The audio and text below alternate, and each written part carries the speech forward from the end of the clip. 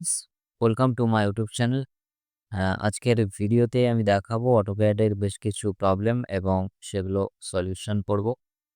তো চলো আজকের ভিডিওটি শুরু করা যাক।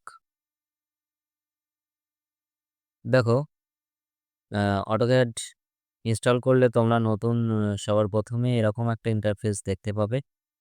আমার এখানে ওয়ার্কস্পেস অন করা আছে, তো এটা নতুন যখন তোমরা ইনস্টল করবে তখন এটাকে দেখতে পাবে না, তো আমি হাইড করে দিলাম। এখন দেখো এরকম একটা ইন্টারফেস তোমরা দেখতে পাবে। তো অনেক সময় হয় কি, এই যে টুলবারগুলো দেখতে পাচ্ছ, এই টুলবারগুলো হাইড হয়ে যায়।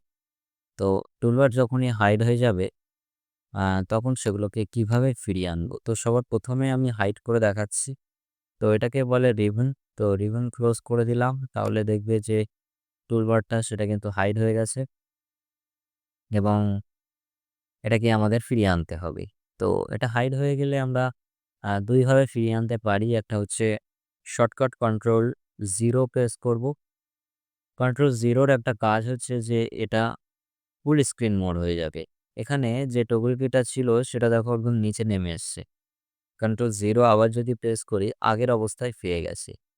তো এখানে কন্ট্রোল 0 প্রেস করে শুধুমাত্র আমাদের এটা ফুল স্ক্রিন হচ্ছে, কিন্তু এটা ব্যাকে আসছে না। তো সেক্ষেত্রে আমরা কি করব, এখানে যাব এবং এখান থেকে ওয়ার্কস্পেস অপশানটাকে অন করে দেব।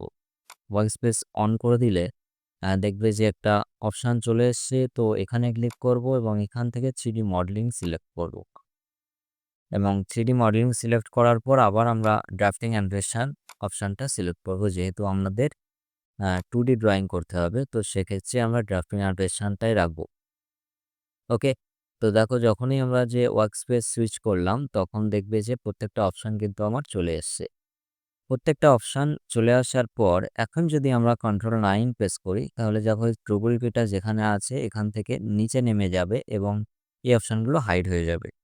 কন্ট্রোল 0। তো অনেক সময় হয় কি, আমরা এই শর্টকাটটা ইউজ করে ফেলি কন্ট্রোল 0, তো সেক্ষেত্রে এটা অফ হয়ে যায়। এখন কিন্তু কন্ট্রোল 0 প্রেস করলে আবার আগের অবস্থায় ফিরে আসবে। ঠিক আছে? তো যদি তোমরা দেখো যে কন্ট্রোল 0 প্রেস করে যদি এটা না আসছে, সেক্ষেত্রে তোমরা কি করবে, যেটা বলে দিলাম কন্ট্রোল 0 প্রেস করে আমি হাইড করছি। নিচের দিকে দেখবে যে এই যে অপশানটা 3D মডেলিং, এই অপশানটা কিন্তু এই নিচের দিকেও আছে।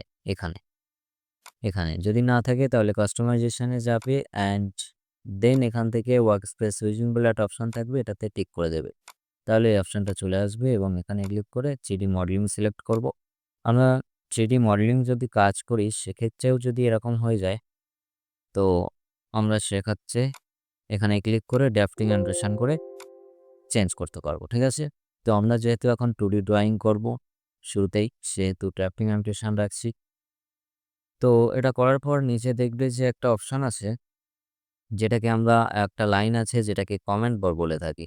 এই তো এই যে কমেন্ট বারটা দেখতে পাচ্ছ, এটাও আমরা কিন্তু অনেক সময় হাইড করে ফেলি। তো এটা হাইড আমি করে দেখাচ্ছি।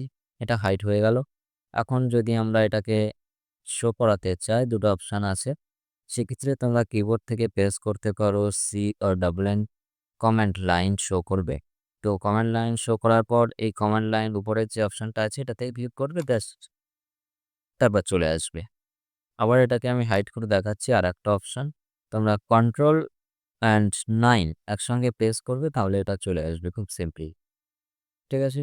এখন এখানে দেখবে যে আ লেআউট মডেল, তারপর লেআউট 2, এরকম বিভিন্ন লেআউট এখানে থাকে। আমরা প্লাস বাটনে ক্লিক করলে আরও লেআউট বাড়বে।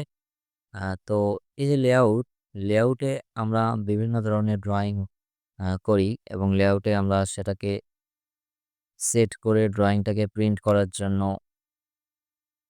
ইউজ করি। তো সেক্ষেত্রে আমরা কি করব, মডেলে যাব। এখানে যদি দেখো যে এটা হাইড হয়ে গেছে, এটাকে শো করাতে হবে এবং ওপরে ফাইল ট্যাব বলে একটা অপশন থাকবে, সেটা কিন্তু অলরেডি আমি হাইড করে ফেলেছি। এটা খুব একটা সমস্যার ব্যাপার। তো সেটার জন্য আমরা যাব ভিউয়ে এবং ডান দিকে দেখবে যে একটা অপশন আছে ফাইল ট্যাব, এই অপশনটা আমার অফ আছে। তো এটাতে যখনই ক্লিক করব তখন দেখবে যে ফাইল ট্যাব অপশনটা চলে এসছে।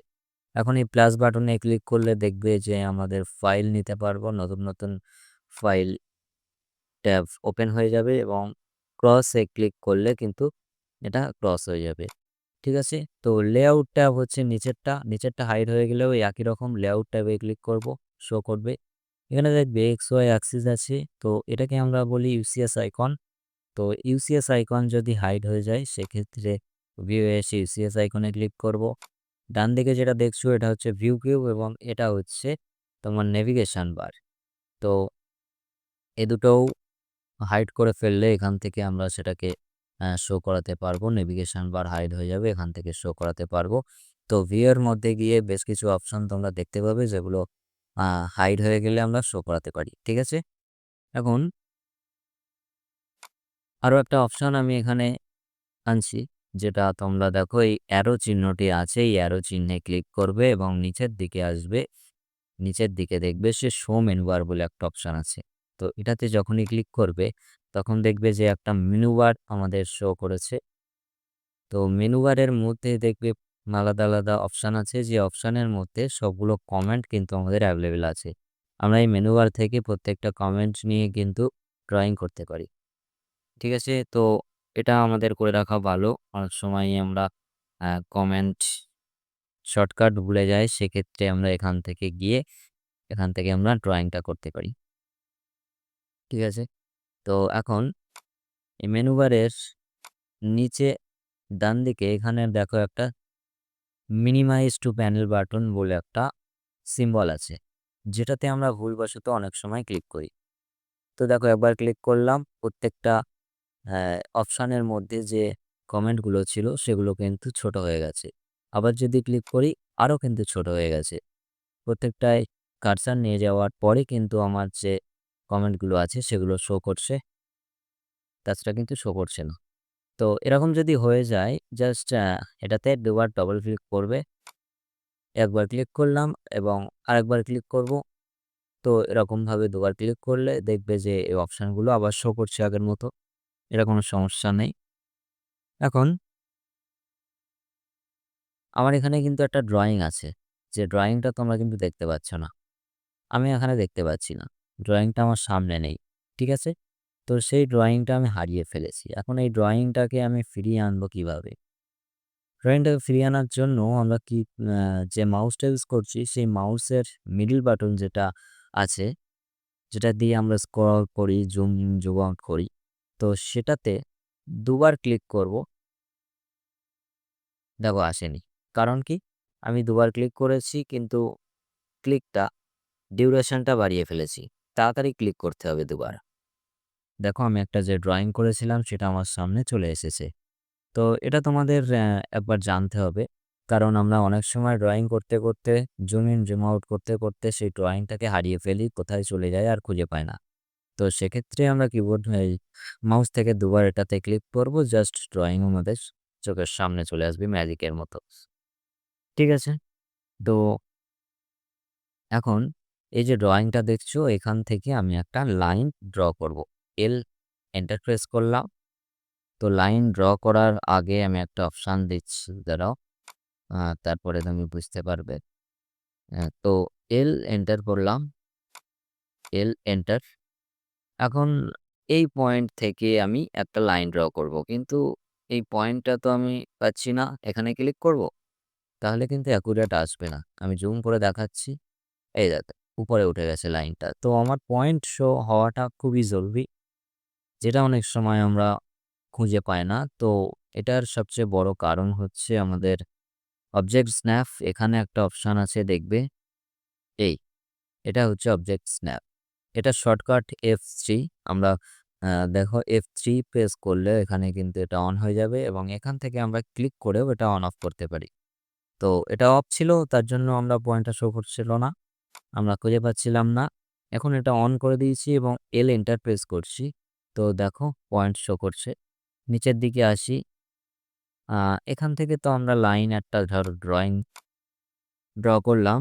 এল এন্টার প্রেস করে মিডল দিয়ে, এই লাইনটির মিডল দিয়ে আরও একটা লাইন আমি ড্র করতে চাইছি। কিন্তু এ কি? এই পয়েন্টটা শো করছে, নিচের পয়েন্ট শো করছে, মিড পয়েন্টটা শো করছে না। সার্কেলটা দেখছো, সার্কেলের সেন্টার পয়েন্ট দিয়ে তাহলে একটা লাইন টানি। দেখো সার্কেলের সেন্টার পয়েন্টও কিন্তু আমাদের শো করছে না। খুবই সমস্যার মধ্যে পড়ে গেছি। এখন কি করব? দেখো, এই যে অবজেক্ট স্ন্যাপের পাশে একটা অ্যারো চিহ্ন আছে, এই অ্যারো চিহ্নটাতে আমরা ক্লিক করব। অ্যারো চিহ্নে ক্লিক করলে দেখবে যে বেশ কিছু অপশান আছে। এখানে কি আছে? Mid point. তার মানে লাইনের মিড পয়েন্ট শো করবে, এটাতে যদি ক্লিক করে দিই। এটা কি? Centre point. সার্কেলের সেন্টার পয়েন্ট শো করবে, এটাতে যদি ক্লিক করে দিই। একটা রেক্ট্যাঙ্গেলের জিওমেট্রিক সেন্টার যেটা, সেটা শো করবে যদি এটাতে টিক মেরে দিই। তো আমাদের সবচেয়ে ভালো হয় এই প্রত্যেকটা অপশান আমরা এইভাবে টিক মেরে রেখে দেব। ড্রয়িং করতে আমাদের একদম সুবিধা হবে। এখন আমি লাইন টানতে চাইছি। তো দেখো, এর মিড পয়েন্ট আমরা পেয়ে গেছি। তবে যে লাইনটা ড্র করছি সেই লাইনটা দেখো আমাদের বাঁকা আসছে। কেন? আমরা যদি হরিজন্টাল ভার্টিক্যাল ড্র করতে চাই, সেক্ষেত্রে কিন্তু এই লাইন বাঁকা আসাটা খুবই একটা সমস্যার ব্যাপার। দেখো, আমাদের সোজা লাইন টানতে গেলে খুবই কষ্ট হবে। এরকমভাবে আমি যদি লাইন টেনেও দিই একটা, সেক্ষেত্রেও কিন্তু একটু না একটু বাঁকা হবেই। তো স্ট্রেট লাইন চাইছি আমি।